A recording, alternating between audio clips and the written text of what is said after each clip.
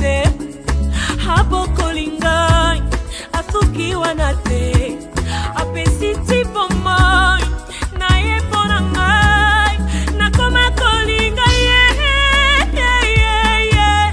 na koma kolingai tene na kufa na koma kolingai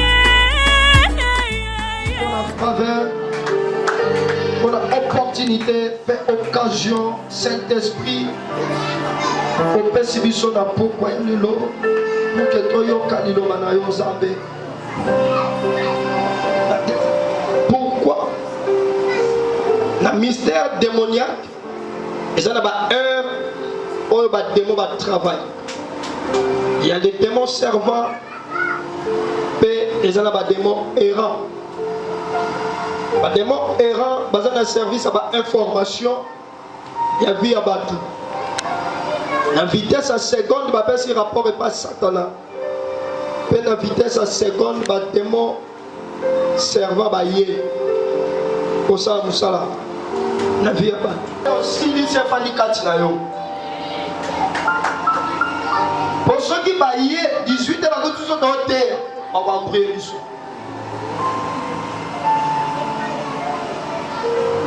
Dès aussi ça quitte la mission 18 ans, libérer le bouquet. C'est ma seconde. Amen. Tant que vous avez dit c'est ma seconde. Pour ceux qui m'avaient pas écouté noter, nous avons boté la sémence. Nous avons boté la sémence. Nous avons boté la sémence. Alors, nous avons un service mon sacerdotal, service orienté dans Saint-Esprit. Nous avons sémé sémence. Je crois arroser à quoi est-ce qu'on peut arroser? Arroser à arroser, Saint-Esprit a collé le coubalon. Nous devons travailler avec harmonie du Saint-Esprit. Parce que le Saint-Esprit a zakati na biso. Amen.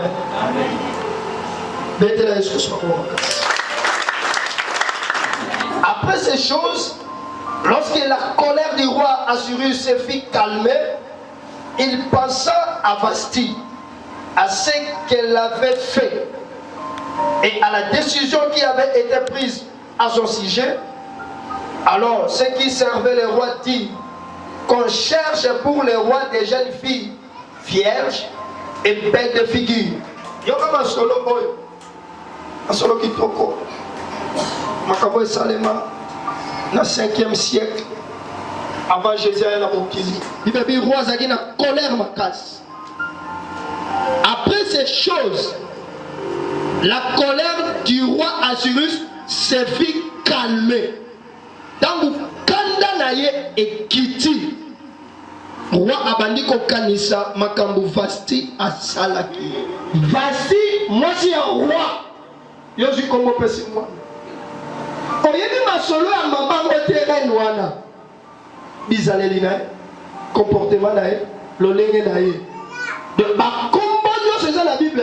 Apesa kango mutute. Abo pesa moi na kombo ya Bible. Luka oyo ba histoire parcours vie ya mutu oyo aza la Bible. Na kata makomi mo sans doute dans la virginité corporelle et la virginité spirituelle. Dans l'ancienne alliance, la virginité corporelle compte. Un sacrificateur a conquis jamais pour la moisson à deux vierges. Dans l'ancienne alliance, ils ont qui interdit. Donc, au sali dans Zambé, il faut que moisson à vierge corporelle. Il peut comme ça. Donc, si vous moisson à deux vierges, l'ongole dans le sacerdoce, au sein de Zambé. Alors, il faut que la rigueur ma casse. Et ce n'est pas le cas moi sur la vierge. Parce que Jésus-Christ a besoin de moi sur la vierge. Oh, quand je moi sur la vierge corporelle, c'est tout un problème. Mais dans la nouvelle alliance, la virginité, on les a compté ma casse. Ils ont la virginité spirituelle. Pourquoi la virginité spirituelle? Moi, si on va dévierger, on va violer, à bébé corporellement. Ce qu'on dit Jésus Christ, en tout cas, choc, blessure, il y a violation, maintenant, ce qui à côté de la dimension la plus élevée, il y a crainte et sanctification. Cet esprit a de restaurer une autre. Alléluia. Cet esprit a de restaurer une autre. Maintenant, toucher la preuve, on n'a pas tout comprendre. Amen. Maintenant, je vais avoir mon bail. Baké la noce, nous connaissons la noce, la bouton à noce. Mon bail, on a découvert que Dieu a la vierge. Pour cet esprit a tombé. Et nous avons besoin de sa virginité corporelle, il y a moi aussi. Et ça, la sanctification et la sainteté. Maintenant, dans la nouvelle alliance, quand nous allons dans l'église de la grâce, la virginité, la belle figure, n'est Ezali. Et ça caractère de moi, si voilà. Et ça, moi, je suis en bas ensemble. Moi, je suis en train de papa. Pour nous avons mon bain, là. Et c'est qui dit. Après, nous avons mon bain, tant qu'on n'est pas mon bain, mon bain, le nom. Et ça, on y a pas comme ça. Et ça, c'est comme mon corps. On s'est recouper dans la maison de femmes. Je regardais tout le monde dit, Élique, on va dire qu'on a rassemblé dans chaque province. Imaginez-vous, 126 provinces. Dans la maison des femmes. Et puis il y a un roi. Comme ça, on va ça va. Mais on va faire dans la maison des femmes. On va castrer. Après, si on va nécessaire. On va nécessaire pour la toilette, il y a la basuana. Imaginez-vous, moi c'est un qui tombe à vierge, alors on bilamba, si on y a mobile, on coufate. Yebisanga, makamni de Goselema, on a la maison de femmes. Alléluia. Fais sa réponse. Alléluia. Yebisanga, Babim Bassi, Mibal Yango, Basso Bambal, Basso Bachon, la maison de femmes. Parce que la maison des femmes, Mibal n'est pas à Kuna. Parce que Bassa va qui tombe à vierge. Si on va passer par le bureau, ça nécessaire pour la toilette, c'est là-bas. Baron de Bakosoko là-bas. Baron de Bakosoko là-bas. Imaginez-vous, là, on va faire la vierge qui tombe au temps où on l'a dit. Ce qu'on va dire, papa, ce qu'on a. Il y a des samba. Ma camine, vous avez un souffle, vous faites. Il y a pas raisonné. Non. Pour ma camine, battre. Et créer la dégâts. Donc, castrer. Pour aller sur la monica. Pas diamant moi aussi. Et télématé. Vous comprenez? Attention, on dit, mais moi aussi. Et télématé. Pour que ça ait une sensation. Au talika moi aussi. Tu as des animaux. Si on dit, mon sabre dans la tête, on va dire shit. Alléluia. Si on va sur la casser dans le il va pardon, va casser dans le mot.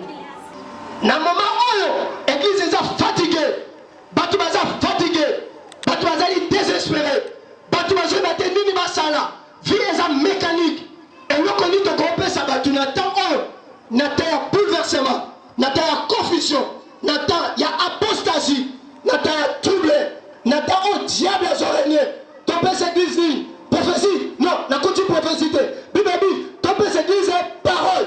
Parce que parole n'est Zambé, parole n'est créateur, parole n'est changé mon kili, parole n'est salé mon kili, parole n'est celui à Lazare, parole n'est bigisa partimé, parole est celui à Batou. C'est Jésus lui-même qui est la parole. Comment tu l'as sur mon casse? C'est Jésus-Christ qui lui-même qui est la parole. À part ça, il n'y a qui a pas de casser. Maintenant, un serviteur non castré, il y a un nom qui va déca,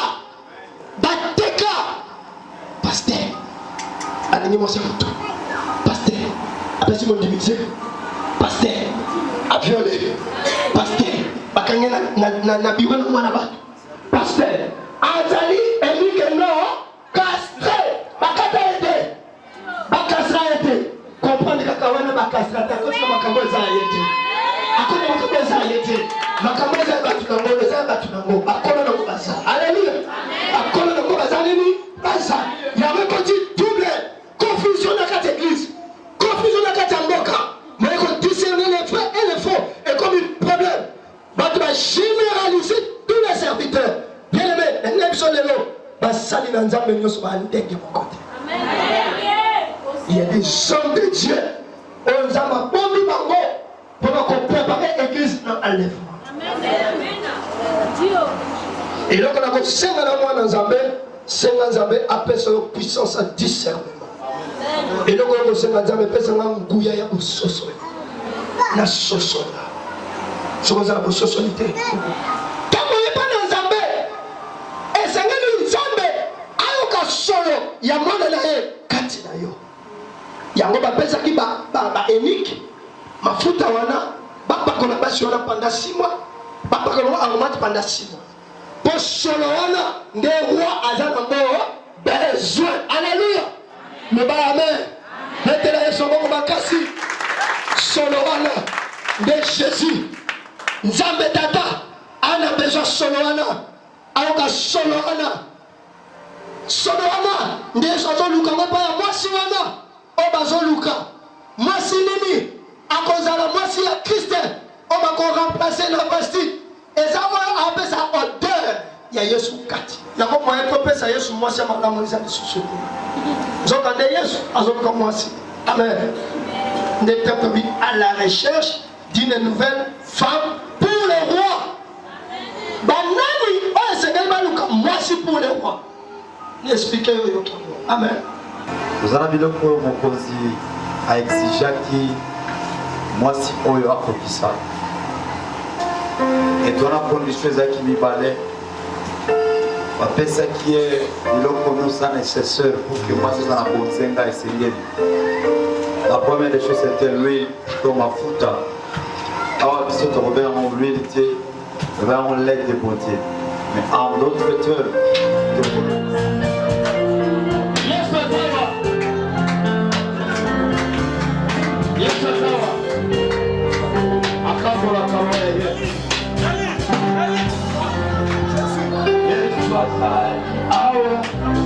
oui, azawa. Azawa sambe oyo. Asubaka. Ako sumama na poko lelo. Ako sumama na poko lelo. Ako sumama na poko lelo. Oui. Yesu azawa.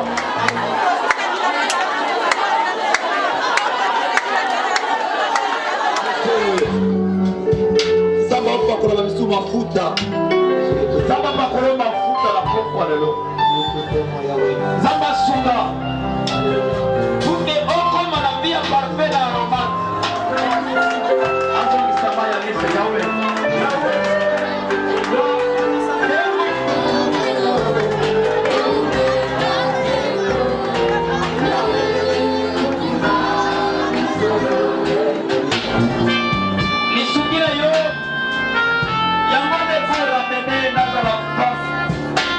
Légitime,